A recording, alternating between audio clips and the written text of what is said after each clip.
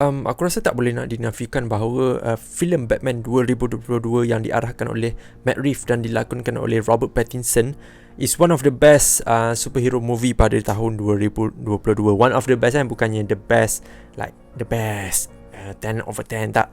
It is one of the best. Dan tak silap aku bagi dia 9/10. However, dia punya runtime selama 2 jam ataupun almost 3 hours telah membuatkan fans drift away ataupun berpecah belah. Ada orang yang suka, macam ada orang suka that film is about Batman, the detective Batman yang storyline dia sangat-sangat kukuh. Dan ada juga satu pihak lagi dia macam Batman, kau cakap Batman 3 jam tu banyak cakap, tak action tak banyak, tu film paling best. Yes, Sorry to say, tapi kalau korang memang tak suka that kind of film, itu korang punya preference sendiri lah. But for me, aku memang sangat suka Batman Robert Pattinson 2022. Walaupun dia tak setanding dengan Batman Ben Affleck, tapi that storyline itself sangat-sangat solid. Okay, so aku lupa, selamat datang ke dalam Film Vision YouTube channel. Dan in this video kita tak akan cakap pasal MC News, MC Rumors Theory. Kita akan buat some kind of listing lah sebenarnya, listing untuk sebabkan sukses yang Matt Reeves telah bawakan kepada filem Batman ini. Filem Batman Robert Pattinson ini dia tak terlibat langsung dengan DC Extended Universe, but somehow dia adalah standalone punya project. Okay, Batman sahaja. Batman yang berada pada tahun 2 tahun selepas Bruce Wayne jadi Batman. Okay, dan dia dalam early age of being Batman. Okay, itu adalah dia. Bukannya Ben Affleck yang sudah mempunyai teknologi yang very very advanced dan sebagainya, really rich. Okay, tak. This is the different thing. Okay, so since the success yang Matt Reeves telah bawakan kepada franchise The Batman ini, Robert Pattinson ini, aku rasa for sure akan ada sequel selepas ini. Dan apa yang kita nak bincangkan dalam ataupun kita nak buat listing untuk upcoming film adalah berkenaan dengan villain apakah yang akan terlibat di dalam Batman yang kedua nanti. Bukannya kita tak tahu apakah tajuk, apakah siapa yang akan muncul, apakah storyline yang mahu disajikan, tak tahu langsung.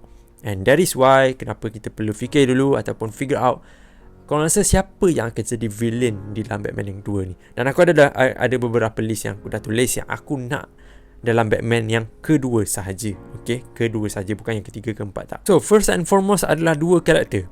Okay, this going to sound crazy, tapi at the end of the credit scene untuk Batman yang mempamerkan di satu tempat ini, dan di satu tempat ni yang bernama Arkham Asylum.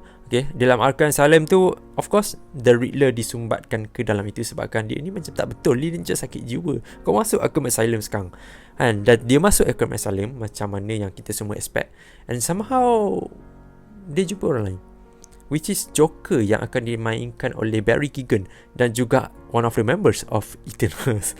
Tapi dalam DC ni dia punya downgrade tu jauh gila lah. Dia jadi Joker, jadi dia tak jadi one kind of people yang boleh kawal minda ke tak. Okay, sorry, lari daripada DC jap.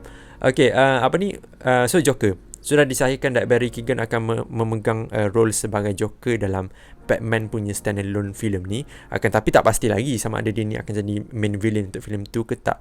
So the first one yang aku mention tadi adalah the combination of these two villain. Okay, dia tak pernah jadi, tapi aku sangat mahu melihat this kind of bonding di antara Riddler dan juga Joker. Dua villain yang memang mentalnya tak betul, 2 villain yang memang akan menguji otak Batman, menguji otak-otak orang Gotham, memainkan those kind of manipulation dan sebagainya. Aku tak dapat bayangkan sebenarnya these two villain, dia tak powerful. Maksudnya powerful daripada sini, dia tak ada teknologi advance ke, dia tak ada macam army ke, tak. Dia main minda, dia main mind game dengan Batman. Dan aku mahu melihat lagi sama macam Batman yang pertama, di mana Batman pertama ni dia figure out everything, every clue, every hint dan sebagainya. Itu yang membuatkan filem Batman pertama sangat-sangat best, walaupun sangat lama untuk ditonton. And aku mahu melihat benda tu lagi, cumanya kita tambah elemen yang baru, karakter yang baru, role yang baru, iaitu Joker. So aku mahukan, the first thing first yang aku mahukan adalah the combination di antara The Riddler dan juga The Joker. Walaupun kalau cakap pasal The Joker kan, Joker ni memanglah aku rasa dia tak akan jadi sehebat macam Heath Ledger buat kan. Tapi tak salah untuk memberikan role ini kepada Barry Keoghan. Dan juga Joker kali ni muka dia agak barai sebab aku rasa dia nak relate dengan acid yang terkena kepada Joker. Dia tak sama macam Heath Ledger pula. Dia tak sama macam ni, apa nama, Jared Leto. It's Morbin time. Jared Leto jadi Joker, dia tak ada muka yang teruk ke. Basically itu adalah Joker yang paling kacak aku pernah tengok.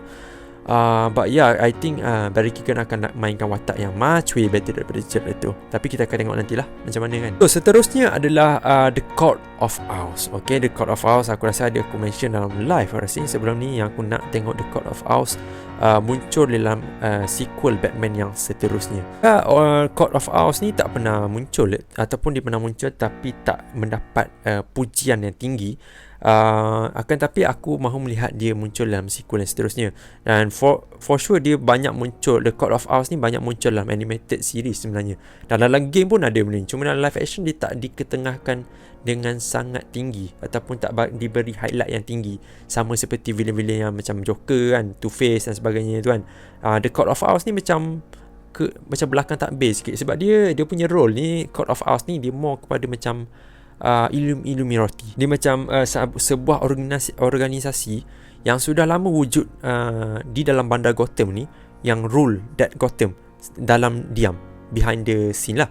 Basically sama lah macam aku cakap the Illuminati ni.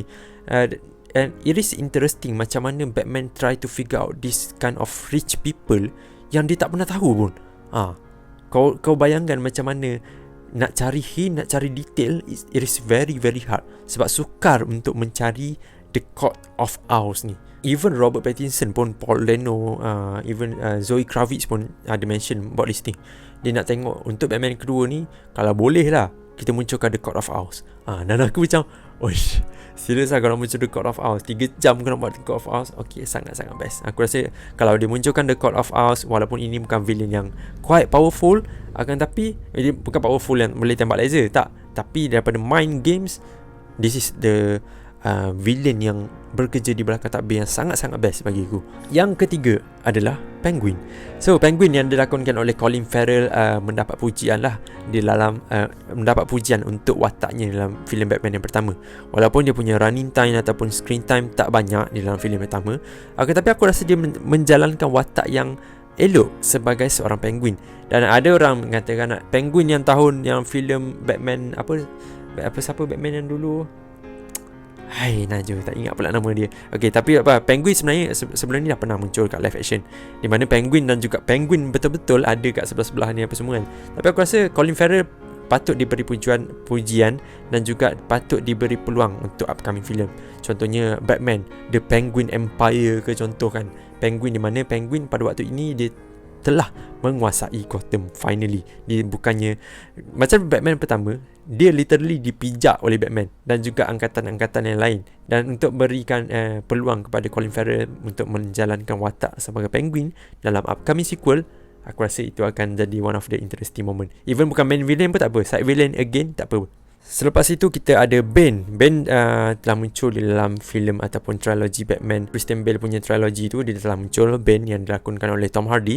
And The Batman Dark Knight Rises itu bukannya sebuah filem yang bagus. Batman The Dark Knight is the best Batman untuk Christopher Nolan untuk Christian Bale punya filem.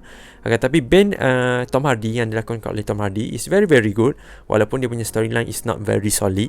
Tapi untuk melihat Bane dalam Batman Robert Pattinson ni, aku juga tak sabar nak tengok.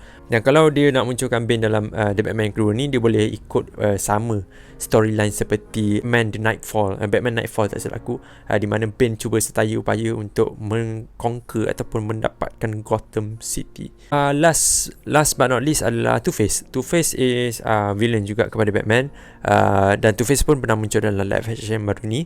Harvey Dent ni dia muncul bukanlah sebagai villain pada awalnya. Dia seorang yang baik, dan dalam Christian Bale punya trilogi tu, dia ni seperti seorang kesatria putih yang cuba menyelamatkan Gotham daripada ambang kejatuhan. Tapi selepas itu dia dianiaya. Dia dianiaya, lepas tu dia become villain. iaitu Two-Face. And Two-Face juga sama konsepnya seperti villain-villain DC yang lain. Dia tak mempunyai superpower, cumanya dia menggunakan luck dan juga dia punya flipping coin untuk decide sama ada kau ni patut mati ke ataupun kau pun kena hukum ke tak. Okay, so that's it, Two-Face. So itulah nama-nama villain yang aku mengharapkan dapat muncul dalam. Oh subhanallah, aku lupa satu lagi tadi. Last but not least, sorry, bukan Two-Face, last but not least adalah Mr. Freeze. Macam mana aku boleh lupa pasal Mr. Freeze? Aku dah mention dalam live sebelum ni. Mr. Freeze tak pernah muncul dalam Batman live action selepas tahun 2000. Okay, sorry, bukan selepas tahun 2000. Dia muncul dalam live action pada series banyak, dalam animated series banyak. Dalam Batman game Batman Arkham Asylum pun aku rasa dia ada, aku tak ingat. Tapi itulah Batman Robert Pattinson pun ada share dia punya perspektif untuk Mr. Freeze ni, membekukan Gotham City ni, dan efek daripada dia membekukan Gotham City selepas tu akan efek the whole world ke. Aku rasa sangat-sangat best kalau dapat tengok Mr. Freeze in live action again, bukannya Mr. Freeze yang Arnold Schwarzenegger. Aku harap dapat muncul dalam Batman yang kedua. Memang tak ada official news, official rumours about this thing. Tapi the first thing first yang aku paling nak tengok untuk Batman yang kedua adalah The Court of Owls. Okay, so itu daripada perspektif aku sendiri. Apa pendapat korang? Korang daripada nama-nama yang aku mention ini, villain manakah yang korang nak tengok? Ataupun you have your own names, you have your own idea macam mana The Batman yang kedua ini akan berjalan, ataupun siapakah main villain yang akan muncul dalam Batman yang kedua? Boleh komen kat bawah. Okay, so itu saja untuk video kali ini. Terima kasih kerana telah meluangkan masa di sini. Sorry, tak ada MCU news rumours ataupun ni. Esok kita sambung.